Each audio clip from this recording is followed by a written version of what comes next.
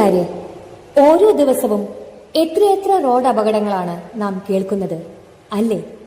എത്രയെത്ര ജീവനുകളാണ് നിരത്തിൽ പൊലിഞ്ഞു പോകുന്നത്. നിങ്ങൾ ശ്രദ്ധിച്ചിട്ടുണ്ടോ? അല്ല, സ്കൂൾ വിട്ടയുടൻ വേറൊന്നും നോക്കാതെ നിങ്ങൾ പുറത്തേക്ക് ഓടാറുണ്ടോ?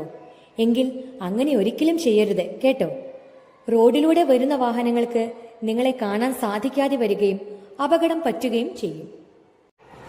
റോഡിൽ ചിലയിടങ്ങളിൽ വെളുത്ത വരകൾ കുറുകെ വരച്ചിരിക്കുന്നത് നിങ്ങൾ കണ്ടിട്ടില്ലേ? അതാണ് സീബ്ര ലൈൻ. റോഡ് മുറിച്ചു കടക്കേണ്ട അവസരങ്ങളിൽ നിർബന്ധമായും സീബ്ര ലൈൻ ഉപയോഗിച്ച് മാത്രമേ റോഡ് ക്രോസ് ചെയ്യാൻ പാടുകയുള്ളൂ.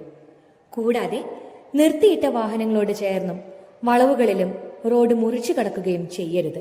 റോഡിലൂടെ പോകുമ്പോൾ ഏത് വശം ചേർന്നാണ് നടക്കേണ്ടത്? മക്കൾക്കറിയാമോ? എപ്പോഴും റോഡിന്റെ വലതുവശം ചേർന്ന് തന്നെ നടക്കണം. എങ്കിൽ മാത്രമേ എതിരെ വരുന്ന വാഹനങ്ങളെ നമുക്ക് കാണാൻ സാധിക്കൂ. റോഡിൽ കൂട്ടം കൂടി നടക്കാതെ സൈഡ് ചേർന്ന് നടക്കുകയും നടപ്പാത ഉള്ള സ്ഥലങ്ങളിൽ നടക്കാൻ അവ ഉപയോഗിക്കാനും മക്കൾ ശ്രദ്ധിക്കണം.